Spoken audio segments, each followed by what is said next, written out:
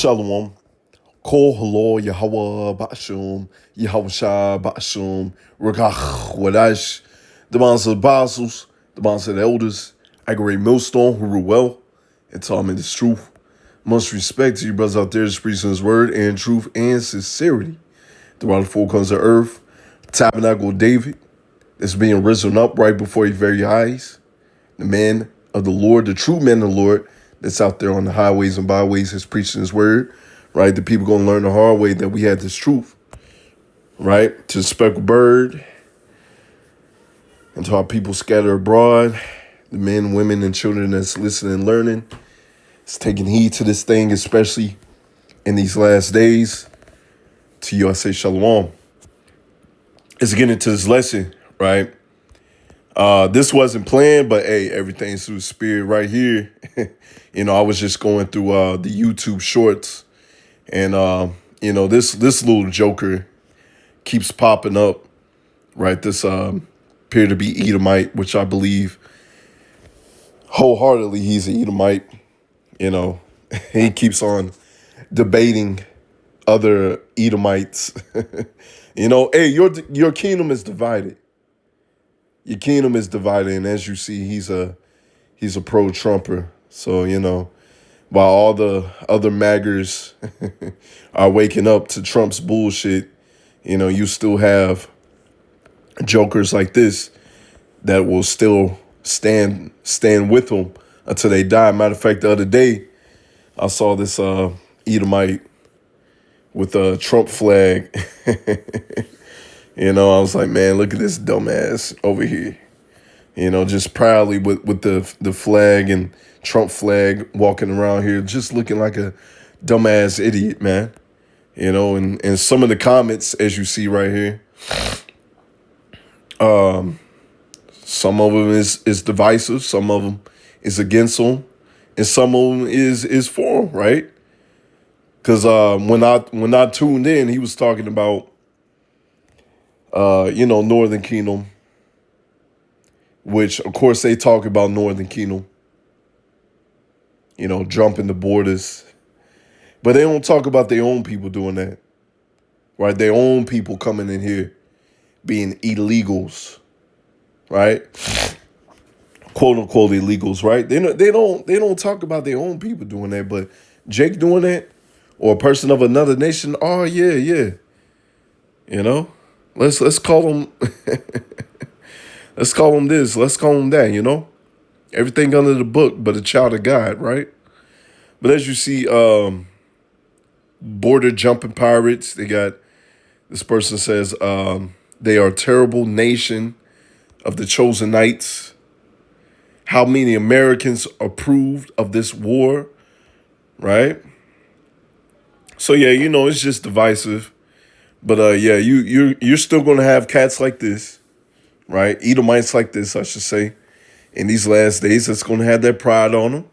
Still gonna be riding with Trump. And this is a perfect recipe for E versus E. Now I'm gonna get to the main meat and potatoes of this lesson I want to get. And Salakia, I got some time steps, right? Which I'm going to get the scriptures right here, right? Been bringing this out a lot, and it's perfect. I'm going to bring this one out first, and then we're going to get it into the meat and potatoes of this lesson and the videos that I'm going to play, right? Mark 3 and verse 24, if a kingdom be divided against itself, that kingdom cannot stand, right?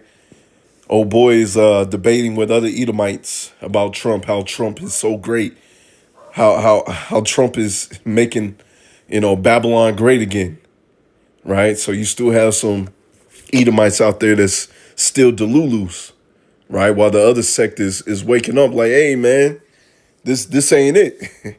We starting to feel how it feels to be Jake out here, man, right? And if a house be divided against itself, that house cannot stand. Eventually, we're going to see an all-out war with E versus E. And, of course, Jake is going to get caught up in that, right? Jake is going to be taken out. And that's why we blowing this trumpet. Hey, you better take heed. We are blowing this trumpet. You better take heed, Jake, or you going to get trampled out here, man, right? And if Satan rise up against himself and be divided, he cannot stand but have an end, right? If they were wise, they would stand with each other, roll with each other. But nah, this has pretty much been the MO with Esau, when he first came into power as the Greeks, right? Which he took over that name, right? The real Greeks were Japhet. And then you still got these dumbasses trying to say there's two sects of Edomites out here. The Greek Edomites and, Slakia, the Japhetic Edomites, and then the regular they ain't got it, man. If you listening to those cats, they ain't got it, man. Right? But yeah, if they were wise, they would stand with each other. But what I was saying, now that I remember, since the inception, Slakia, since when they came together as the Greeks, Alexander the Creep and his 4 generals, right? His son was next in line because Alexander the Creep had passed away. He didn't really get to enjoy his kingdom. So his 4 generals killed his son, right? So they've always been against each other. You see them out there just in general in the real world. They can't wait for their parents or their grandparents to pass away so they can get that money. Jake, for the most part, is not in that type of spirit, man. But like I said, I got a couple videos I want to play. I probably want to get this one real quick. Let's see. Iran has America right where it wants it, right? So let's go ahead and play this video at the 6-minute mark. Let's see. I mean, of course. It's like it. We're going to go. Let's get about right here. Fair use. And for the sake of it, we're going to speed it up. Like I said, if you want to watch it here yourself, but it's like you got to speed it up, That the war in Iran is anything but a war for Israel. I also couldn't help but notice that during the course of the briefing, Trump referenced his gut with regard to his policy decisions. Look, here's the thing. We are allies with Israel. However, there is something very wrong when you are throwing the first punch for another nation. Right? Amalek is first of the nations, we shall have war with Amalek from generation to generation. That's why, it's been a constant fight, constant battle with Amalek, and Amalek has hoarded the majority of the blessing of the Edomites. And so the scriptures say Amalek, the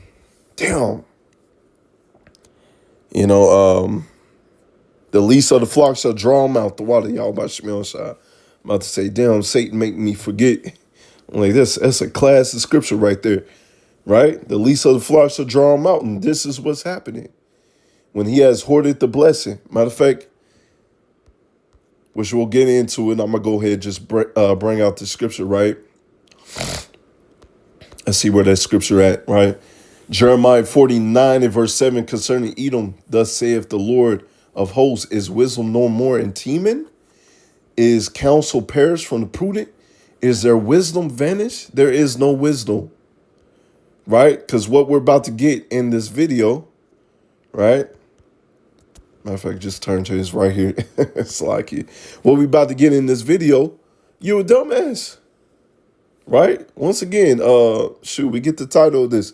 America war with Iran is dumber than you realize.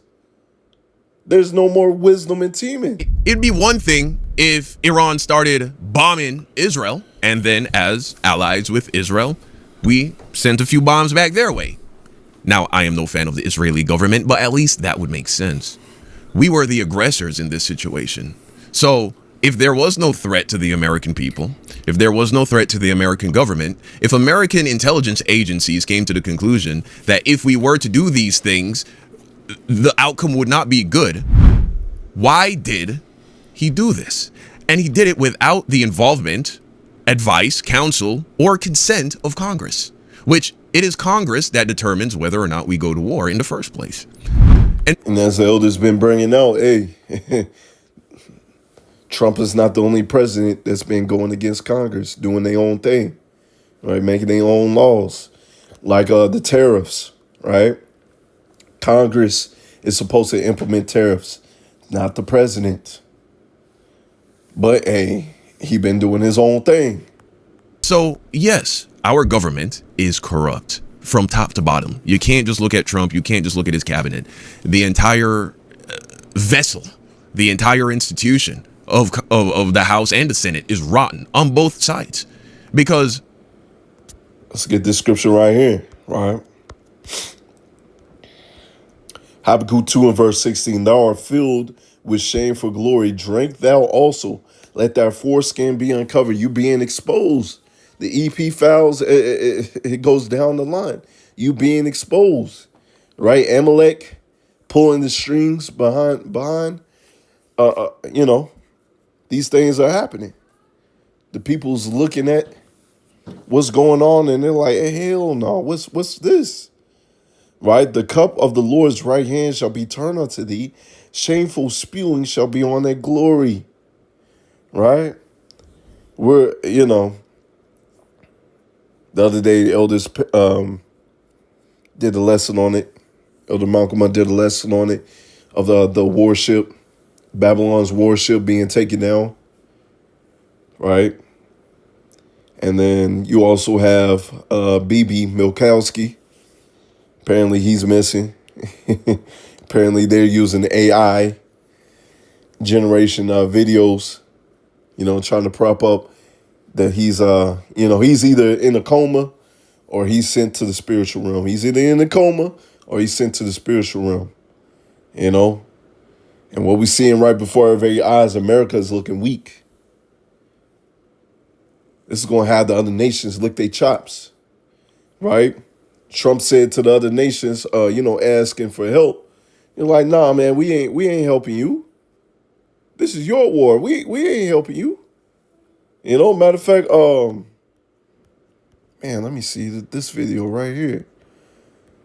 We're gonna play this video right here. With intelligence about Russia. Two people familiar with the U.S.-Russia negotiations said that such a proposal was made by Russian people that Donald Trump is contemplating. All right, fair use.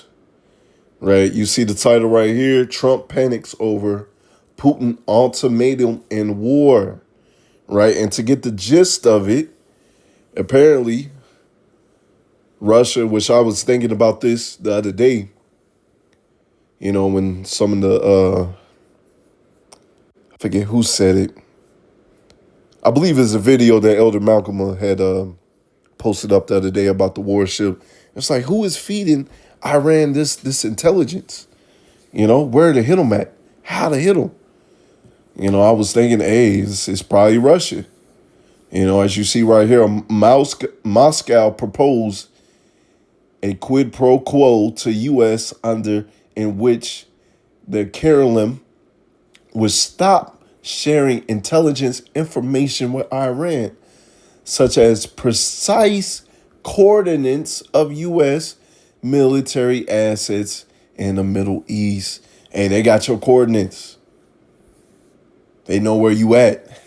If Washington ceased supplying Ukraine with intel about Russia, right? So pretty much, those that living under a rock or those that don't know what's going on with the Ukraine and Russia war, which that's E versus E anyways, right? That's a proxy war. The U.S. is using Ukraine to fight Russia to quote unquote try and weaken them. But Putin, all right. Hey, here's my trap card, man. All right. All right. You playing into my head.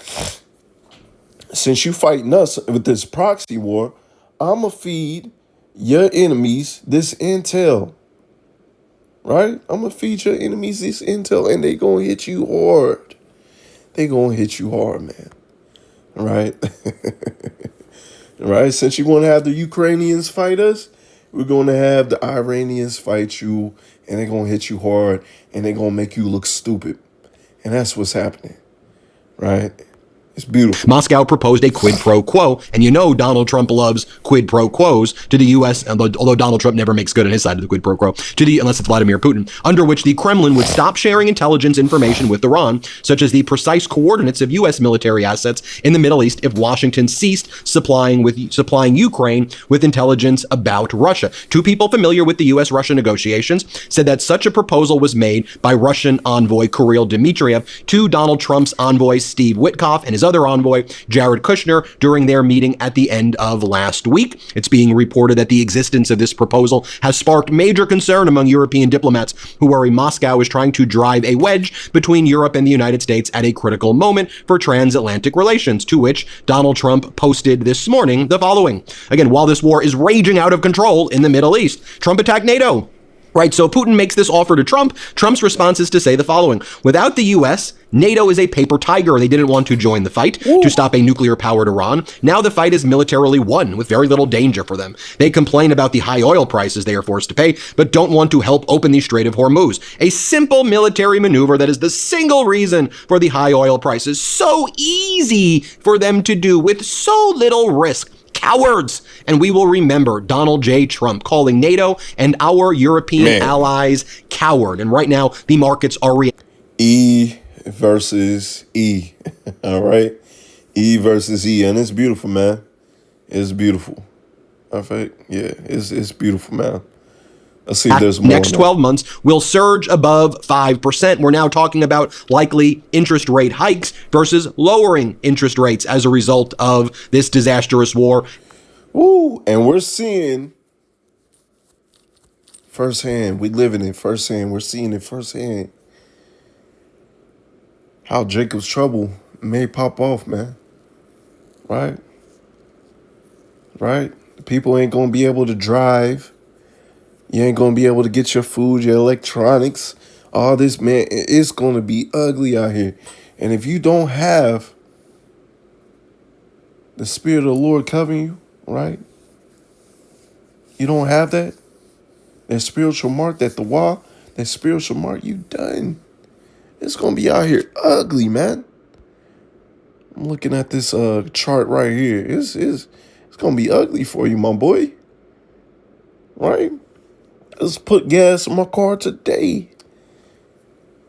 And it said, for 10 gallons, $36.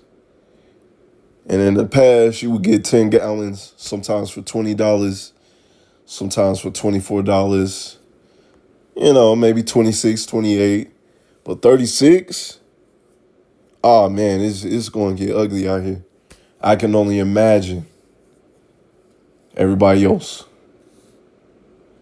that has a car with a larger gas tank, which that's good to have a larger gas tank, but with cars that suck up gas, I should say, right?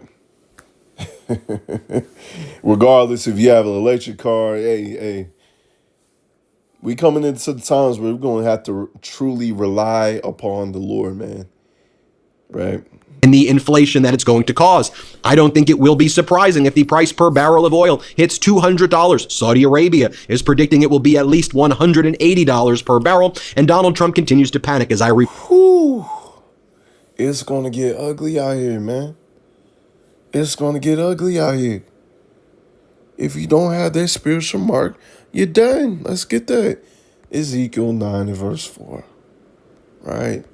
If you don't have that, you're done. Ezekiel 9 and verse 4. And the Lord Yahweh said unto him, go to the midst of the city, to the midst of Jerusalem, set a mark upon the foreheads of the men that sigh and cry for all the abominations that be done in the midst thereof. Right? That the wall. You going into it in the blue letters, that the wall. Let me see if I got anything. Let me see. All right. Slacky, I'm going to see if I got anything on that. If I put it in here. I might have said, what's that? Ephesians 6 and verse 11, put on the whole armor of power that ye may be able to stand against the wiles of the devil, especially in these times, man. Make your call and election sure. Make sure you checking yourself, looking at the man in the mirror, You know, make sure you make your calling lecture sure. Make sure you doing your lessons, going to count, you know, checking yourself, you know. I see Psalms 32 and verse 7, thou art in a hiding place. Thou shalt preserve me from trouble. Thou shalt compass me about with song of deliverance. Selah. Right? The Lord, hey, we're going to need that protection. Right? Psalms 46 and verse 1. Power is our refuge and strength, a very present help in trouble. Matter of fact, it says, be strong and good courage, fear not, nor be afraid of them. Right? Because it's going to get ugly out here, bro. It's going to get ugly, man. For the Lord, Yahweh thy power, he is it that doth go with thee, and he will not fail thee, nor forsake thee. Right? Deuteronomy 31 and verse 6. Right? So the men of the Lord and the elect is going to get that spiritual mark and that protection, man. You know, as you read on down, the Lord is not going to spare, right? Either old, young, woman, children, men, right? If you don't have that spiritual mark, you're done. And we seeing Jacob's trouble is going to pop off, man. It's going to fully pop off. We're in the beginning stages of it, but man, it's fully going to pop off. Reported earlier today, Donald Trump is sending more troops for a possible ground, to use Donald Trump's words, excursion, but other people would call it an invasion of Iran, specifically the Karg Island, which is in the northern Persian Gulf, right by the Strait of Hormuz. Donald Trump considering doing a blockade against the Strait of Hormuz, and this as all NATO allies and essentially every country that Donald Trump has reached out to, while Donald Trump has begged like a dog for help after Donald Trump went this war alone with him and Netanyahu without telling anybody that they were going to invade Iran. Now Donald Trump is out there calling NATO cowards. By the way, do you remember just shameful spewing on your glory? Now you're the one that's looking stupid. Let's get this video over here and see why it's so idiotic.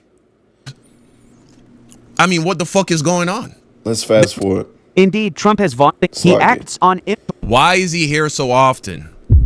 Are our other allies here just as often? I don't believe so.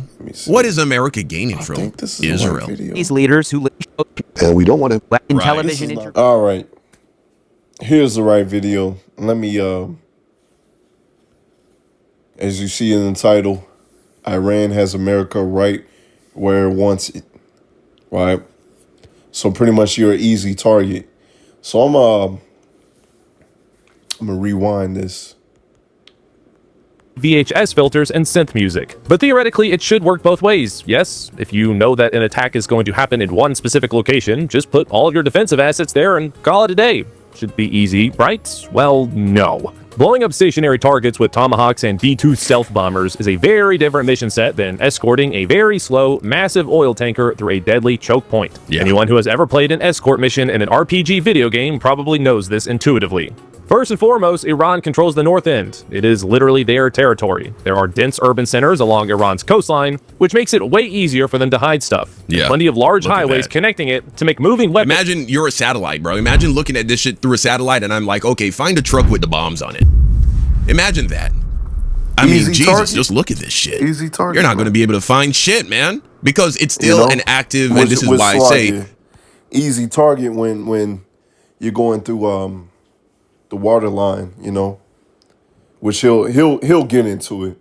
they're probably going to have to invade. They're going to have to invade, shut this shit down, but it is densely populated. Large population right here, man.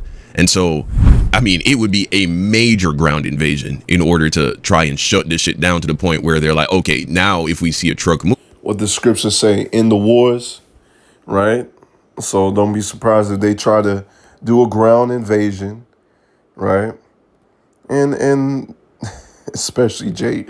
But, you know, just, you know, these Edomites, other nations in general that's joined unto the Babylonian army, right, over here, they're going to get mowed down, man. Moving, we know that it's bad news because no civilians are still supposed to be in this section. So yeah, man, this is a big problem for them. To the coast a lot less obvious. The weapons they're using on these oil tankers are by nature easy to control because it's a bunch of small-ish drones that can be crammed Easy to conceal is what he meant. into the back of a civilian cargo truck that blend in with the thousands of others in the area. Right. Dropping a bomb on a big missile battery in the middle of the desert is one thing, but trying to find the weapons hitting oil tankers is like trying to find a needle in a haystack. Except the needle is inside of another piece of hay, and all the other pieces of hay have civilians inside. That metaphor from a size ratio perspective made no sense, but hopefully you know what I meant there. Right. See, Iran has mostly been using 3 kinds of weapons. Kamikaze drone. Yeah, don't let that point go over your head, that there are civilians driving around in other trucks. You don't want, I mean, we've already seen that we're willing to blow up elementary schools, right, and kill elementary school girls, but it was supposedly an accident. That's why No Mercy is coming to this place, man. You know, America, you know, Babylon the Great's over there, you know, taking out civilians, you know, in the war, you know, committing war crimes. Not supposed to do that. But hey, no mercy. Bad intel, right? Lazy military reconnaissance. However, America does not want to Matter of fact, you had bombs going off in Israel, right? And I sent it in a group chat the other day.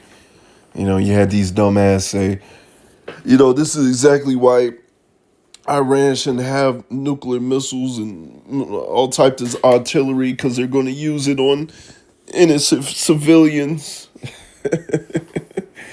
But you were okay when they were bombing the schoolgirls. You were okay when they were bombing the hospitals and schools, you know, civilians. You were okay with that. You were okay when, you know, the chosen knights were able to go to other people's homes and just, you know, just stay there, you know? You was okay with that, man. You know? Hey, we seeing in real time when the Lord ain't gonna have no mercy. be committing war crimes, we would hope, where they're just willy-nilly blowing up trucks carrying, I don't know, fish or fruit, shit to the grocery store, right? And so they have to know for certain before they blow up a truck that's driving down a highway that it is in fact carrying drones. And so this is almost impossible. And so it's very easy to ship around these drones. Boats, Shahed-style loitering munitions that fly in the sky Look at these. and underwater Look at these. mines, all of which are cheap, hard-ish to intercept, and very effective. While America is spending millions, right? Iran may be spending thousands, maybe upwards to a couple 100,000s, but compared to what America is spending, millions, if not billions of dollars on their artillery, right? Hey, man, the Lord got you in the trick bag, man. The small kamikaze boats are difficult to see on radar. Despite Wow. their small size, they carry hundreds of pounds of explosives, so they can, and currently do, easily punch holes through tanker Look hulls. at that Shaheds are shit. usually God damn. Look at that. You see this little fucking boat coming There's towards a your little ship? boat right there. And Look at they what it currently does. do easily punch holes through tanker Oh hulls. my God. Shaheads are usually launched in multiples, so even if all except one gets shot down, that one is enough to accomplish the mission. Damn. It's important to keep in mind that these are civilian cargo ships getting hit, not military ones. They are not built with the idea that they need to be able to just absorb explosions Right. courtesy of the IRGC. And let's not forget they're carrying tons of flammable liquid. American aircraft carrier can shrug off a couple missiles here and there, but an oil tanker can't. Mines probably present the biggest headache to deal with. They are easy to deploy, can sit in the water So all this is in the water while you're just, you know, it's only one way, you know, just straightforward. You're an easy target, so it's easy to put the mines, the missiles, the little drone boats. You know, you're an easy target. So Babylon really messed up getting into this war, man. definitely, and of the three require the most amount of effort to deal with. Damn. Demining is an incredibly dangerous operation. It's very labor intensive, and it's real easy to fuck up if you miss one. Right. Iran spending an hour dumping mines into the strait could lead to weeks of us trying just Look to clear at them. that. Not to mention that while doing that, American forces would be juicy stationary targets Right. just sitting in the water. Exactly. Now, the U.S. Navy can, in theory, actively escort ships through the strait themselves. But that's like saying I could, in theory, eventually fill the Grand Canyon with sand only using a spoon. What I meant by that is that it's incredibly hard and resource intensive. Not all of my jokes are going to land. American aircraft would need to be flying non-stop patrols over huge areas. Fuel usage would be astronomical. Every ship would be on full alert 24/7. Man, he really fucked up with this war, dude. He really fucked up with this war. He said it for me. He said it for me, man. All right.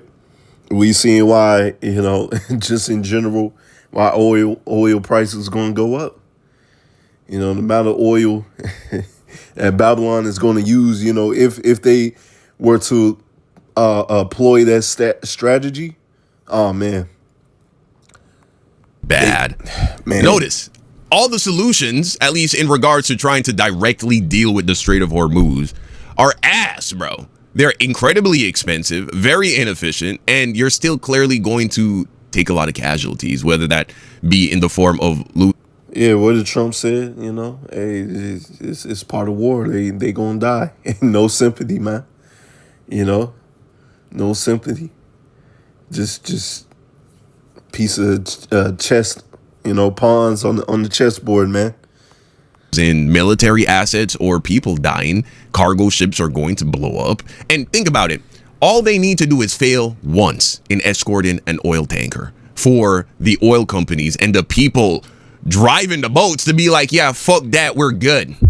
They just got to fail once, escorting a ship across the strait, and Iran gets a drone across, or they miss a mine, or they get hit with a kamikaze boat, and then all the other ships are going to be like, nah, gang, I'm good. We'll just stay right here till y'all finish, sorting this shit out. Let me see if there's some more. Iran's boyfriends have to burn through antibiotic prescriptions. And that's not even touching the demining operations that would have to take place afterwards. Right now, the best thing the United States has that could perform this kind of operation is the Arleigh Burke-class destroyer. It is by nature an escort ship, though usually for aircraft carriers. Aircraft and helicopters are able to conduct patrols, but can't provide the constant overwatch this mission would need. Right now, the U.S. has a dozen or so destroyers deployed to the region supporting Operation Epic Fury, along with 2 aircraft carriers. But they aren't all just sitting at the Strait of Hormuz. They're spread out across. What a lame name, by the way. Epic Fury. Missile defense, strike missions, and fleet protection. So even with that many ships in theater, only a few can actually escort tankers at any given moment. We could theoretically move all of our Arleigh Burkes to the strait, but that's leaving everything else completely wide open for new attacks. Nice. Arleigh Burkes are armed to the teeth, but not all of those weapons are actually useful here. The primary anti-air weapon is the Standard Missile class of interceptors. These would make for quick work of any aircraft Iran might have left over somehow, let alone a Shahed drone, but they're also stupid expensive and we don't have a lot of them. So it Nice. would not take very long to run out. A better option would be the ESSM, a smaller, shorter range air defense missile that can be used in higher numbers. But same problem. They're limited in number and cost about $1.8 million each. Great. You see? As a $1.8 million each just to make that. While Iran is spending in the upwards of, maybe a couple 100,000, but millions of dollars in which Babylon is going through. Oh man. Yeah, oh boy messed up. Wiz, aka the Phalanx, would probably be our most cost-effective method of doing this. Again, this money could be used to subsidize healthcare, help people go to college, fix infrastructure, fix government buildings, pay government employees a little bit more. Every single one of those missiles, $2 million. $2 million down the drain for nothing. What's it cost? See, and Esau Edom has the power to do that. But the earth is given into the hand of the wicked, right? When the wicked bear rule, the people mourn. But when the righteous bear rule, the people rejoice. And we seeing that happen right before our very eyes, man. The people is mourning. You're having this constant conflict. The food is polluted. We say it all the time, man. It's like a broken record. The food is polluted. The water's polluted. The air is polluted. The people is fake. Get damn AI going around. Got AI girls. Is we gotta get out of Babylon, man. And this is part of it. So let me see. I want to get to where he said, because this is what I was supposed to get at first. It doesn't happen. Not this time. Check this out. Why can't America just take over Iran's Strait of Hormuz? Video by Justin Taylor. Yeah.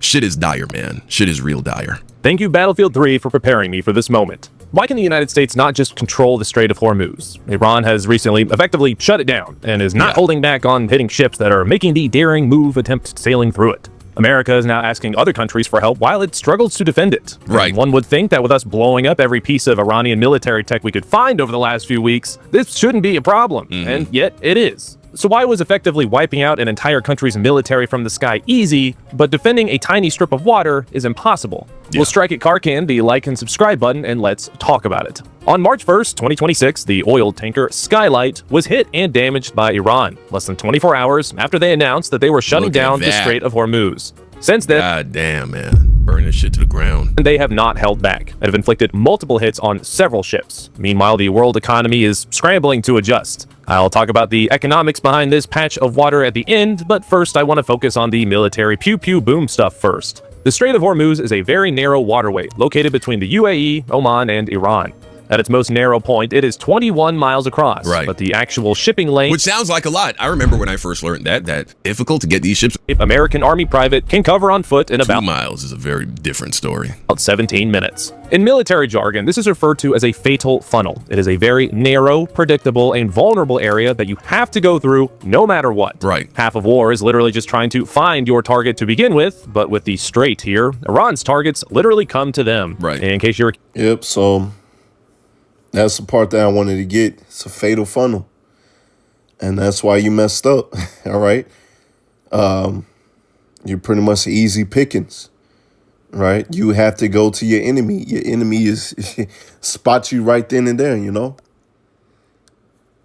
So, plus with the cost of artillery in which they're wasting, hey, it's a recipe. It's a recipe for destruction, man. You're not looking good.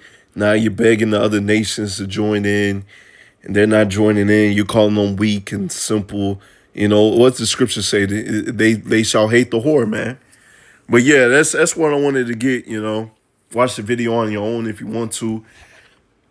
I should have just, chopped it up, but, it's all through the spirit.